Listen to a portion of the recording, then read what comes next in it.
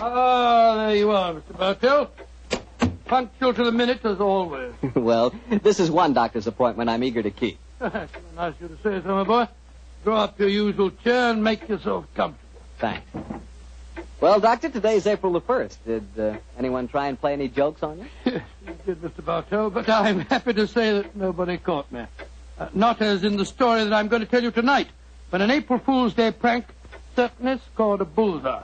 I see you have the dispatch box out again, Doctor. Been refreshing your memory? Yes, I have, Mr. Bartell. And when I tell you the adventure took place in 1881, I think you'll agree that after such a lapse of time, a man can hardly rely on memory alone. 1881?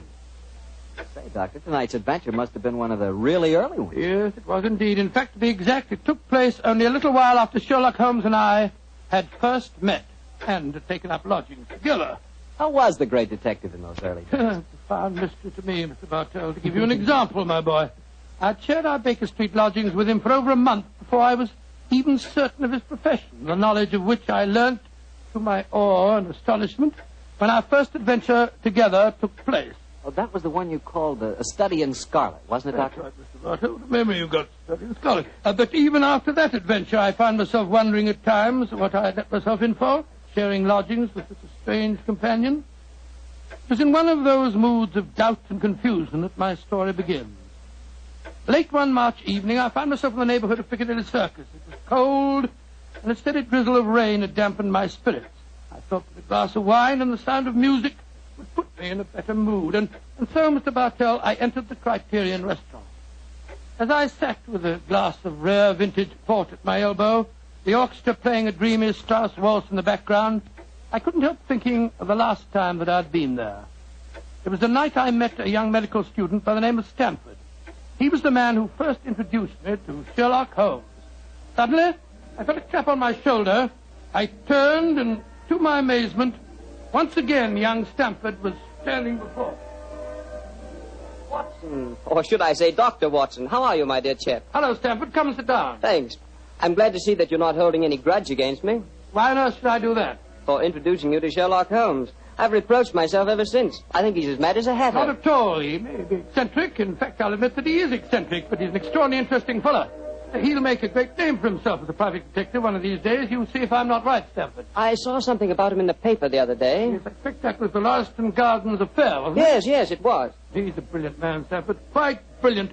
So I must admit he's difficult at times. He works like a fiend as a rule, but occasionally a reaction sets in, and for days at a time he'll lie on our sofa, hardly uttering a word or moving a muscle from morning to night. It's depressing, I must say. I think he takes himself too seriously. Yes, perhaps you're right. How would you like to join in a little plot? Plot against Holmes? Yes, just a rag, you know. We thought it'd be rather fun. We? Murphy and I, we were just talking about it. I'll call him over. Murphy? Oh, is that Murphy? I've seen him before somewhere, haven't I? I'm sure you must have done. He's been round at the hospital, and any time you go into the British Museum, you'll find him there. Nice fella, but dull. Definitely dull. Yes, Stamford. Oh, this is a friend of mine, John Watson. This is James Murphy. How do you do? I think I've seen you at the hospital. And I know I've seen you, Dr. Watson. Oh, sit down and come and join us, won't you? Oh, thank you very much. I was just telling Watson about our little plot. Oh, you mean about Sherlock Holmes? Now, look here. I'd like you fellows to realize that Holmes is a very good friend of mine. Oh, don't worry, Watson. This is all in good fun. Don't you realize what the date is tomorrow? 1st of April, isn't it? Yes, April Fool's Day. Oh, now I see. You're going to play an April Fool's Day joke on Holmes. Yes, that's our plan. Well, it's hardly our plan, Stamford. It's really Lady Anne Partington's idea. You see, Holmes was very rude to her when she visited the hospital recently, and she wants to, take him down a peg or two. Sounds innocent enough, but I must say he's inclined to be rather arrogant at times. Well, what's the plan? Well, we'll need your help, Watson. You must be careful not to give the joke away. I'll bet you a $5 that Holmes falls for the whole story, hook, line, and sinker. Now, here's exactly what we're planning to do. Lady Anne is going to call on Holmes at Baker Street in the morning. Lady Anne, I'm very flattered that you called to see me in my professional capacity. Surely, my dear man, you didn't think this was a social call. You were much too rude to me at the hospital the other day for that. That was the point I was trying to make.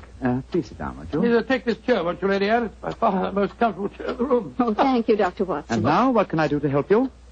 You've heard of the Elphinstone Emerald? Oh, yes, indeed. A magnificent stone of very considerable value. An heirloom in your family, I believe. Yes, Mr. Holmes. I keep it in a wall safe in my bedroom. This morning, when I had occasion to go to the safe, I discovered that the emerald had been stolen. Stolen? Good Scott. What a shocking business. Of course, you want Mr. Holmes to recover it for you. A remarkable deduction, my dear doctor. Lady Anne, when you opened the safe, did you observe any signs of it having been tampered with? Oh, I think it's rather stupid to sit and answer questions here in Baker Street. Why don't you come over to my house in Cavendish Square and examine the safe for yourself? You are a detective, aren't you? Lady Anne, just now you accused me of rudeness. I assure you that mine, at least, was unintentional. Oh, come, Holmes. Don't be so touchy. I can promise you a substantial fee, Mr. Holmes. I'm a struggling practitioner in a new profession, eh? My poverty, but not my will, consents. I pay thy poverty, and not thy will. You see, I can quote my Shakespeare, too, Mr. Holmes. My carriage is waiting, gentlemen. Let's drive over to Cavendish Square at once, shall we?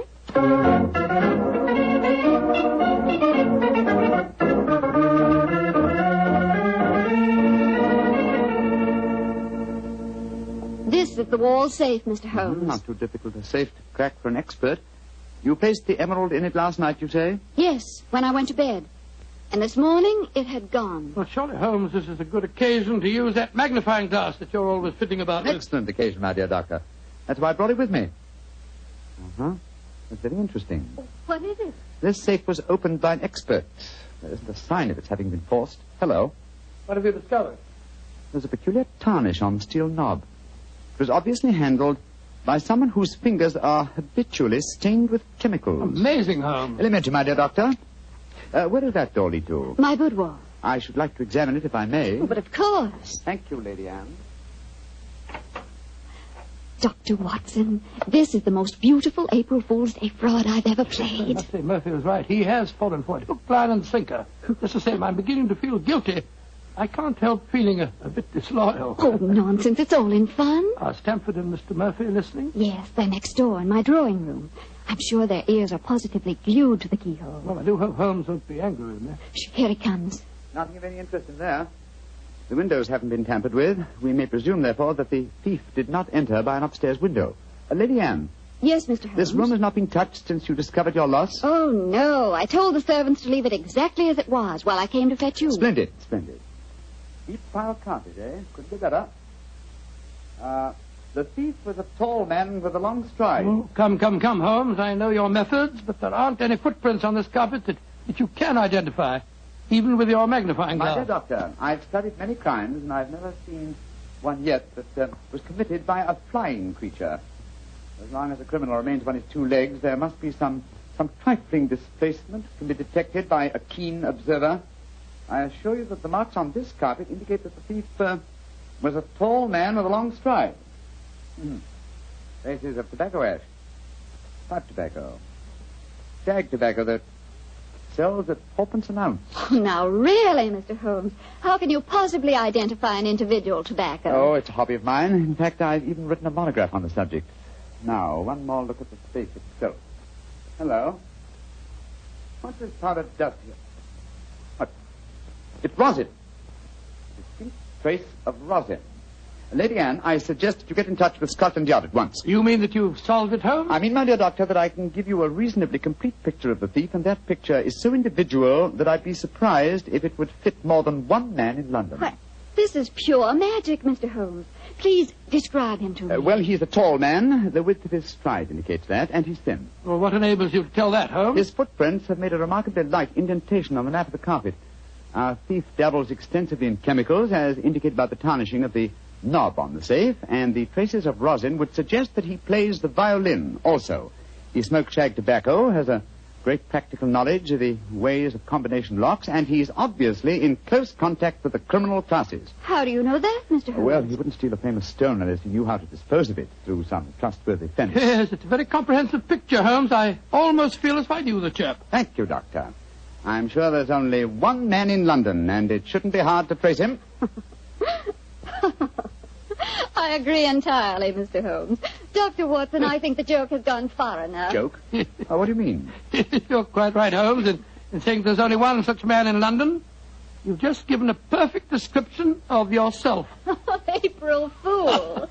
Dr. Stamford, Mr. Murphy, you can come in now. April Fool, Holmes. April Fool. April Fool.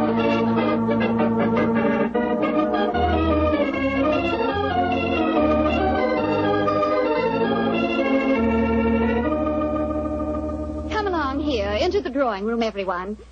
Let us drink a glass of wine to Mr. Holmes, who has so graciously forgiven us for the little trick we played on him. And also to Dr. Stamford, who thought of the whole idea. No hard feelings, Holmes. Oh, no, Doctor. No, it was a rather embarrassing experience. When Murphy told me about the plan, I just couldn't resist joining him. Ah, here you are, Holmes. Here's a drink. Thank you, Stamford. You know Murphy, don't you? No, I don't think we've met. How do you do, sir? How'd you do, Holmes? How did you like the little game we played on you? It was rather a salutary experience. I suppose you gave them all the details to build up the picture of me, eh, Doctor? As a matter of fact, I did, Holmes, and knowing some of your methods, we tried to plant every clue that you'd pick up. Very neat job, too, and incidentally, a perfect example of the dangers of deductions based on purely circumstantial evidence.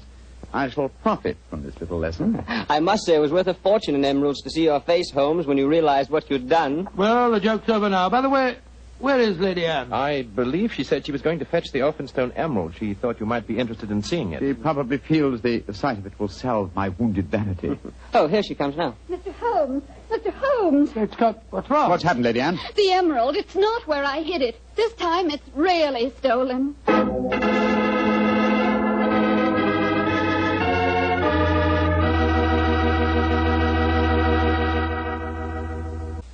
Dr. Watson, your April Fool Day plot kind of backfired on you, didn't it? Yes, Mr. Bartell, it was a perfect example of the biter bit. Well, what happened next? I suppose Sherlock Holmes went into action once again. That's Mr. Bartell, and it gladdened my heart to see the change in the Fuller.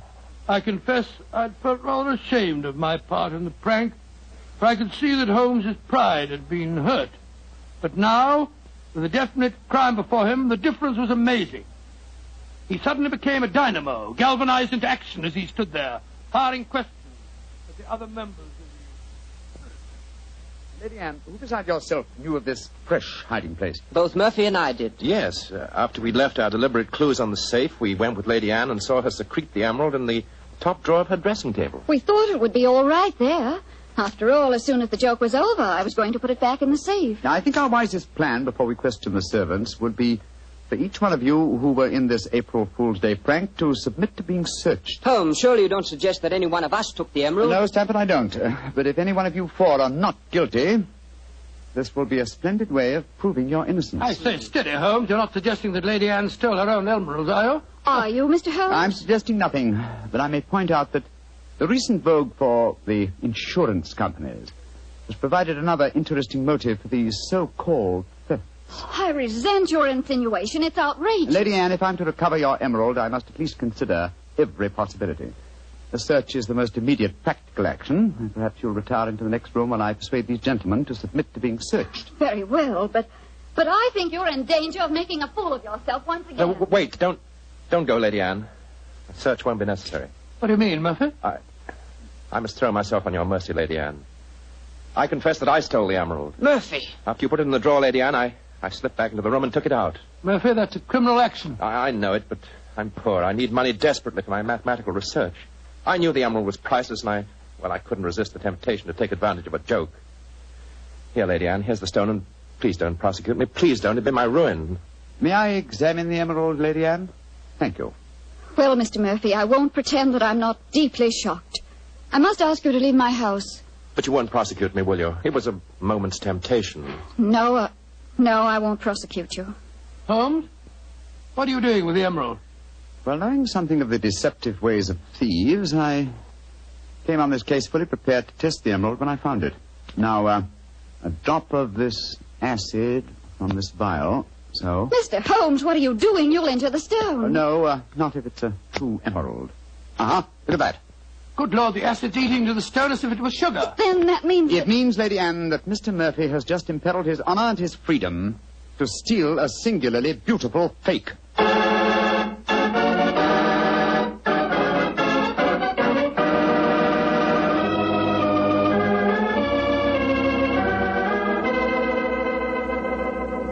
Mr. Holmes, this joke has turned into a nightmare.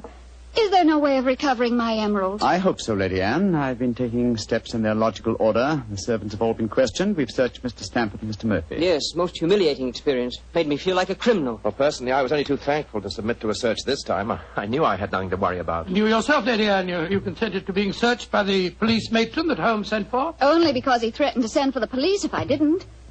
But distasteful though it was, I'd rather endure that than have this story on the front pages of the newspapers. And in spite of all these rather unfriendly proceedings, we've got exactly nowhere as regards finding the emerald. No, Stamford, but we have at least eliminated the possibility that the thief is secreting the jewel on his person. Still somewhere in these 2 rooms, eh, Holmes? I think so, though there is one remaining possibility. And that is? That the fake stone was substituted for the real emerald sometime before all of you engineered your April Fool's Day joke. Oh, no, Mr. Holmes, that's not possible. I know it was the genuine emerald I took out of the safe this morning. How can you be sure? The substitute was an excellent imitation.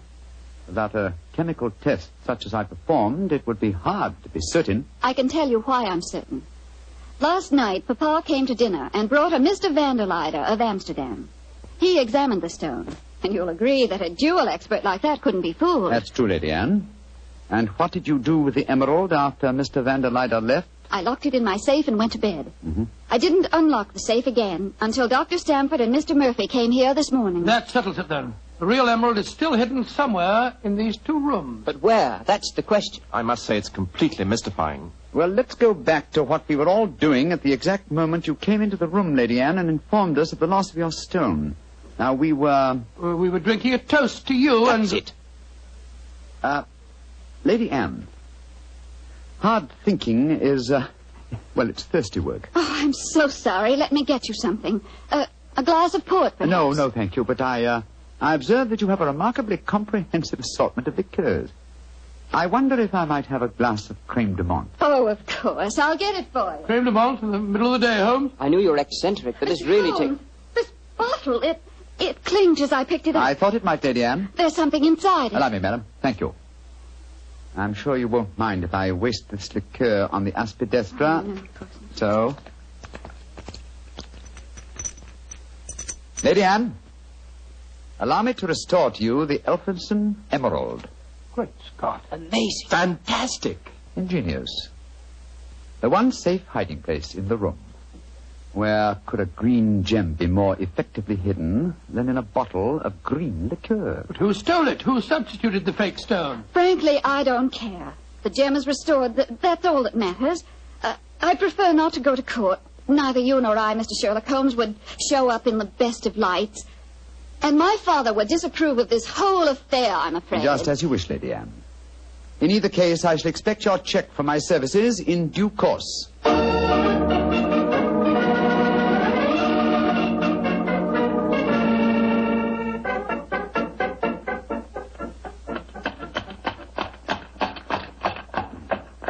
Well, here we are at the Criterion again, Stamford.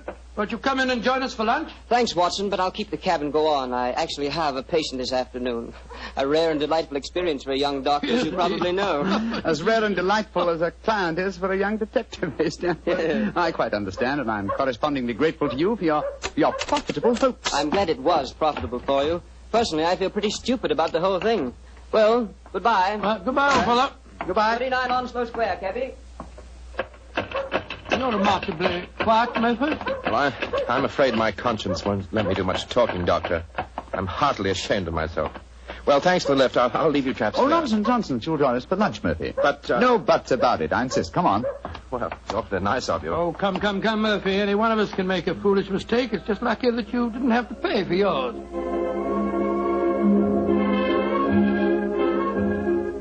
Monsieur wishes a table. Yes, for 3, please. This way, monsieur. Does this table please you? Excellent, thank you.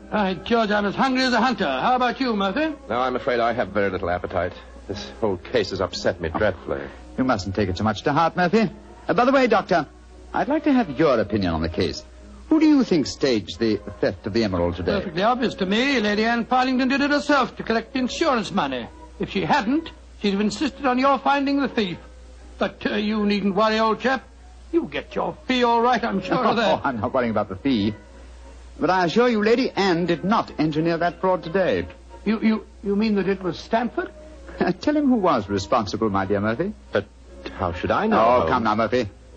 Let's not fence any longer. You did an excellent job, a superlative job. I was almost sorry to spoil it for you. I don't think I understand you, Holmes. Oh, yes, you do, Murphy. You're a splendid actor, too. I was so deeply touched when you had apparently stolen a fake jewel, and all the time you knew that the real one was safely hidden in the bottle of creme de menthe, to be abstracted at your leisure. Ha ha, you scoundrel. Holmes, do you mind telling me what's going on here? I'm completely and absolutely in the dark. Surely it's obvious, my dear doctor. The imitation emerald was a brilliant copy. What makes you so sure of that, my dear Because Holmes? this April Fool's Day hoax was only conceived yesterday, or that is what you wish the others to believe. Such a superb paste gem could not have been made at such short notice. Therefore, it must have been prepared by someone who knew about the hoax before it was arranged. Now, my dear doctor, when Stanford told you about the plan last night, whose idea did he say it was? He told me that it was Lady Anne Partington's plan. Precisely. And yet Lady Anne referred to it today as Stanford's idea. Obviously, you, my dear Murphy, presented the plan to each as the notion of the other, and so only you could have arranged the real theft behind the hoax. I repeat, a splendid job. Thank you, Mr. Holmes. May I also compliment you on your cleverness in frustrating my plot? Look here, what is all this? One of you is a criminal, the other's a detective. Yet you're throwing each other compliments as if you were in the same profession. The dividing line between the criminal and the criminal investigator is thinner than you might imagine, my dear doctor. How very true, my dear Holmes. Would you consider coming over to my side of the line? Together we'd make an unbeatable team. Oh, you flatter me. Nevertheless, I must decline your offer, Mr. Murphy. Oh, a pity. On your side of the line, you'll never be a rich man. By the way, for your edification, my name is not Murphy, though Stanford insists on thinking it is. Then what is your name, you scoundrel? Your friend says the word scoundrel so much better than you, Doctor. My name is Murtry. Oh, indeed. Spelled M-U-R-T-R-Y? No. Dear me, I have so much trouble with my name. People will either misspell it or mispronounce it. I'm afraid I'll have to begin calling it the way it looks. M-O-R-I-A-R-T-Y. Moriarti. Moriarti. I shall remember that name. I have a feeling we shall meet again. I trust that we shall. You've won the first round, Sherlock Holmes, I admit that. But I believe that a return match is indicated. I shall look forward to it, Moriarti. And now, Doctor, I can't stand your baleful glare any longer. Let's order lunch, shall we?